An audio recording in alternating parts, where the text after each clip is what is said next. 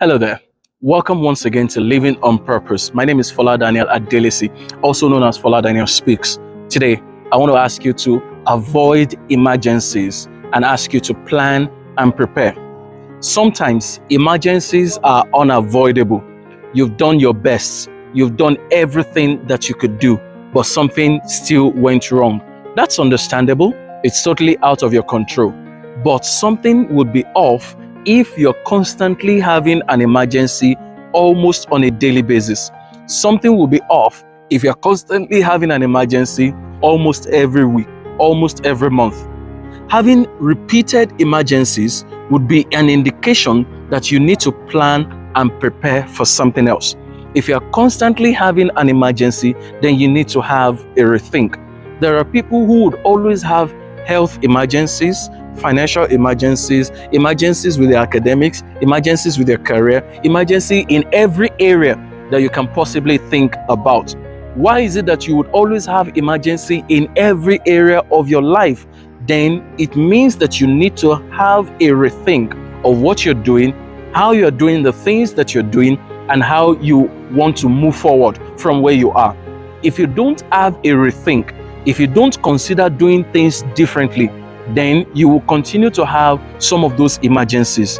I understand if you are in a difficult place, you have some financial difficulties and stuff like that to deal with, until you're able to resolve them, some of those emergencies may repeat themselves. But while you're still trying to deal with those emergencies, work on how to avoid them so that at least you can minimize your possible emergencies. Some people don't ever think of minimizing their emergencies. They just keep saying, okay, we live each day as they come. If you do not work on minimizing your emergencies, one of the challenges you're going to have is that one day will come, it will be one emergency too many. If you have one emergency too many, then it may break you, it may break something else, and it may be too late. So to avoid a situation where you get to that point and you have one emergency too many, try as much as possible to plan and prepare. You realize that a lot of people, the reason they, apart from finance now, let's talk about some other things. A lot of the times when people have emergencies, it's as a result of lack of planning. It's as a result of lack of preparation. When you prepare, when you plan, you don't have it all figured out, but at least it shows that you were thinking about what to do, how to do it, and everything that you wanted to do. At least it shows that you prepared adequately for that thing that you were about to do, even though something still didn't add up. But if you did not prepare adequately for it, if you did not do something effectively about it, then you will certainly be dealing with an emergency.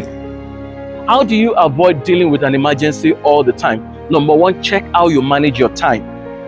Check how you manage your time. Are you really good at time management?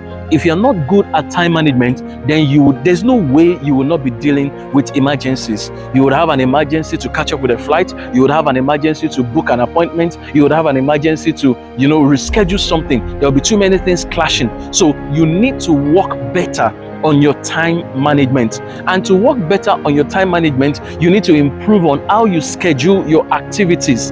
Those things will help you with minimizing a lot of emergencies.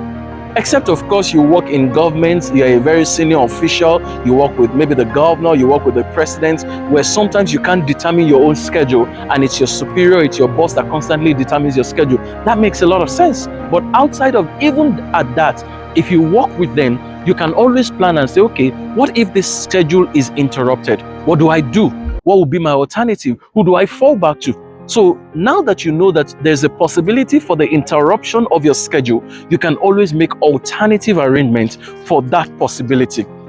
Everything that has to do with emergency, if you plan very well, you can drastically minimize them. I didn't say you can eliminate, I said you can minimize them because of planning. So work on your time management, work on how you schedule activities, work on your collaboration with other people.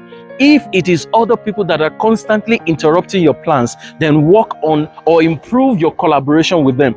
And in addition to time management, scheduling, and collaboration, you need to improve on your goal setting.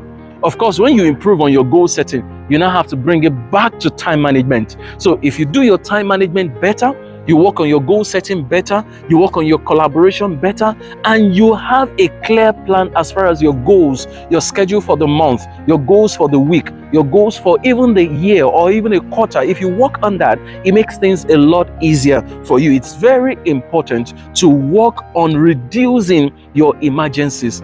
How do you spend? What can you hold on to for a while? What can you delay? If you engage delayed gratification, you can minimize emergencies. If you plan adequately and ask questions, you can minimize emergencies. If you do your research thoroughly as well, you can minimize emergencies.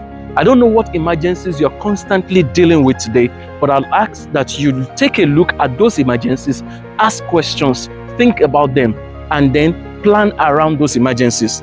Once you plan effectively around those emergencies, you may be able to minimize them. So work around it, plan for those emergencies, and minimize them. Head on now to www.youtube.com/Fola Daniel Speaks or check www.foladanielspeaks.com. Thank you.